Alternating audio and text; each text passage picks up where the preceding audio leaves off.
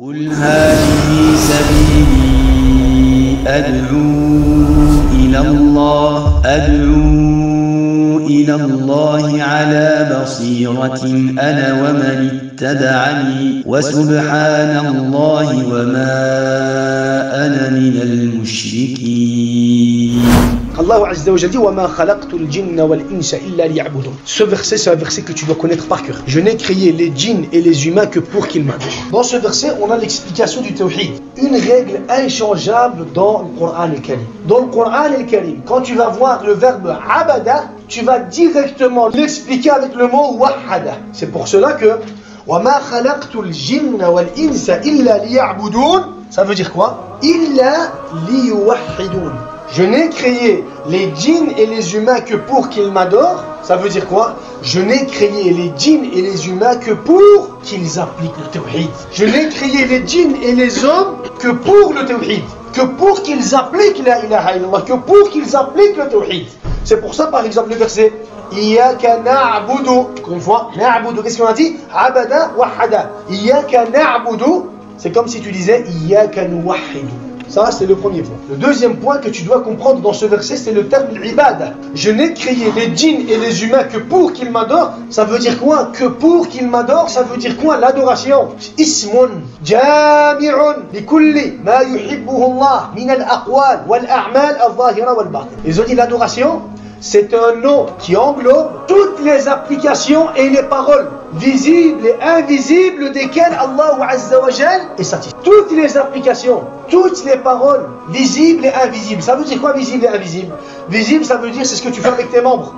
Et invisible, c'est ce que tu fais avec ton cœur, les adorations du cœur. Toutes les adorations, les applications, les paroles visibles ou invisibles et qui sont aimées par qui? Qui sont aimés et agréés par Allah subhanahu wa ta'ala. Ça, c'est l'ibada.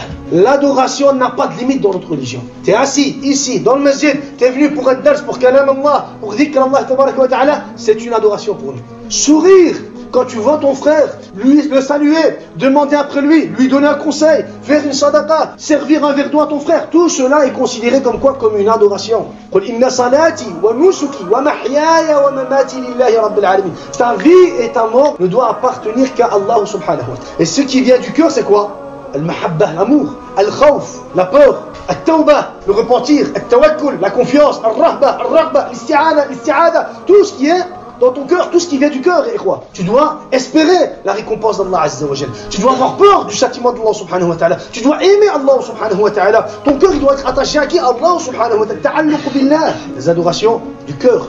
Le troisième point, Ali ibn Abi Talib radiyallahu anhu interprète ce verset en disant وَمَا خَلَقْتُ الْجِنَّ وَالْإِنسَ إِلَّا لِيَعْبُدُونَ. Il dit إِلَّا لِآمُرَهُمْ أَن يَعْبُدُونِي وَأَدْعُوهُمْ إِلَى عِبَادَتِي. Je n'ai créé les djinns et les humains que pour leur ordonner de m'adorer et les appeler à mon adoration. Tafsir de qui? Tafsir de Ali ibn Abi Talib radiyallahu anhu. Le point suivant, c'est que Allah subhanahu wa ta'ala, ya ikhwa, il nous a aussi expliqué ce verset avec d'autres versets, comme le verset 36 de Surat al-Qiyamah. Le verset 36 de Surat al-Qiyamah. Allah subhanahu wa ta'ala dit Ayahsabu al-inshanu an yutraka suda. L'homme pense-t-il qu'on le laissera sans obligation à observer? Est-ce que l'homme croit qu'il a été créé comme ça, sans objectif? Non, il a été créé pour un objectif bien précis, c'est l'adoration d'Allah subhanahu wa ta'ala. Al-Imam al-Shafi'i, lorsqu'il interprète ce dernier verset que je viens de citer, le verset 36 de Surat al-Qiyamah, l'homme pense-t-il qu'on le laissera sans obligation à observer? Al-Imam al-Shafi'i, il dit est-ce que l'homme pense qu'Allah ne va pas lui envoyer des ordres et des interdits? Le point suivant, ya ikhwa, c'est un point qui est en relation avec la disposition des mots dans la phrase. La ilaha illallah, comme je vous l'ai dit, comme vous le voyez de vous-même, comme vous le savez, ça commence par une négation, et dans la phrase, il y a quoi? Il y a une exception. La, ça veut dire non. Ilaha, la ilaha, illallah. Quand je dis par exemple, si tu viens, tu me dis, man fi dar, ad-dar c'est la maison, man fi al-bayt, man fi dar. Si je te dis, la ahada illa Zayd, ça veut dire qu'il n'y a que Zayd. Ça, il n'y a que Zayd. Mais si tu me dis man fi dar et que je te dis Zayd, toi tu vas comprendre que Zayd il est là. Mais ça ne veut pas forcément dire que Amr il n'est pas là. Peut-être qu'Amr aussi il est là, mais qu'il a l'étage dans une autre chambre. Ou alors si tu dis la ahada illa Zayd, ça c'est ce qu'on appelle dans la langue arabe al-hasr wal-qasr. Al-hasr wal-qasr, ya ikhwa, c'est quoi? C'est une exception, une limitation, une restriction. C'est-à-dire que tu veux limiter la présence de personnes dans la maison à une personne, à Zayd. La ahada illa Zayd. La ahada illa Zayd. Ça veut dire qu'à la maison, il n'y a que Zayd. Mais si tu dis, Man fiddar, Zaydun fiddar, ça ne veut pas dire qu'à la maison, Amr n'est pas là. Amr aussi, il est là. Peut-être qu'il est là, peut-être qu'il n'est pas là. Tu ne donnes pas forcément ce sens. C'est pour ça qu'on dit La ilaha illallah. Si tu dis Allahu ilah, Allah est une divinité digne d'être adorée, ça ne veut pas dire que les autres, ça ne veut pas dire que tu as affirmé, que tu as proclamé que les autres divinités ne sont pas dignes d'être adorées. Si tu dis Allah ilah, c'est juste. Au niveau du sens, c'est juste. Allahu ilah. Walakin, au niveau du sens qu'Allah t'a demandé, au niveau du tawhid, c'est pas correct. Allahu ilah. Allah est une divinité digne d'être adorée.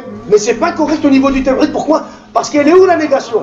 Quand tu dis Allahu ilah, tu veux. Allez, on ne comprend pas que tu as renié les autres tawarit, les autres aliha batila. On ne comprend pas cela. Même dans le verset. Wa ma khalaq. Je n'ai créé. Wa ma khalaq. Allah Azza wa Jalla, il aurait pu dire j'ai créé les djinns et les humains pour mon adoration. J'ai créé les djinns et les humains pour mon adoration. On aurait compris quoi? On aurait compris qu'Allah il nous a créé pour son adoration, mais pas seulement pour son adoration. Il nous a créé aussi pour autre chose. Mais quand Allah Azza wa Jalla, il a commencé le verset avec une négation, attention, wa ma khalaqtu al-jinna wal-insa illa que, ça veut dire, je n'ai créé les djinns et les humains que pour qu'ils m'adorent. On comprend par ce verset que l'objectif de l'existence de l'homme et des djinns ici sur terre, c'est l'adoration d'Allah. S'il n'y avait pas la négation et l'exception, on n'aurait pas compris ce sens. On comprend que l'objectif de l'existence de l'homme ici, c'est l'ibad.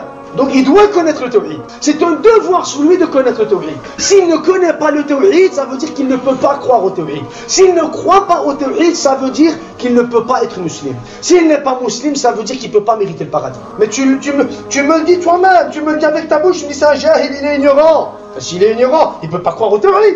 Comment l'ignorant il va croire au tawhid? Il ne peut pas. Allez, ceux qui utilisent, on va dire la règle de l'udhr bil jahl et ainsi de suite. C'est toi qui le dis. Tu me dis que ces gens-là c'est des juhal. Mais si c'est des juhal, ils ne peuvent pas croire à quelque chose dont ils ignorent. Donc, s'ils n'ont pas la croyance du tawhid, ils ne sont pas musulmans, ces gens-là. 7e point, dans la langue arabe, quand tu es dans une phase de hasr et de qasr, et qu'il y a deux verbes, ça veut dire qu'il y a un lien entre les deux verbes. C'est comme si Allah Azza wa Jalla, il voulait te dire, c'est moi qui t'a créé, donc c'est moi qui mérite ton adoration. C'est moi qui a créé les hommes et les djinns, donc il n'y a que moi qui peux mériter leur adoration. Subhanallah. C'est pour ça qu'Allah Azza wa Jalla, dans un verset, il dit, Afaman yakhluqu kaman la yakhluq. Est-ce que celui qui crée est comme celui qui ne crée pas? Donc ça, à propos de ce verset, on a cité 7 points, tu dois les connaître. Allah il t'a créé pour l'ibad, pour que justement tu appliques son tawhid ici. Allah il t'a créé pour son adoration. Ça veut dire que tu dois te soumettre à sa volonté. Tu dois être son esclave. Tu dois suivre ses ordres. Tu dois suivre son prophète. Tu dois lire son livre. Et tu dois chercher sa lumière, sa miséricorde et sa bénédiction. Quand tu veux l'invoquer, c'est lui que tu dois invoquer. Quand tu as besoin d'aide, c'est vers lui que tu dois aller. Quand tu veux remercier, c'est lui que tu dois remercier. Quelle que soit ta situation, c'est toujours vers lui que tu dois revenir. C'est toujours vers lui. Allah Azza wa Jalla, il t'a créé pour ça et tu dois être conscient de pourquoi il t'a créé. Allah, il ne nous a pas créé pour dunya. Allah, il ne nous a pas créé pour imarati dunya. Allah, il nous a créé pour imarati al-akhirah.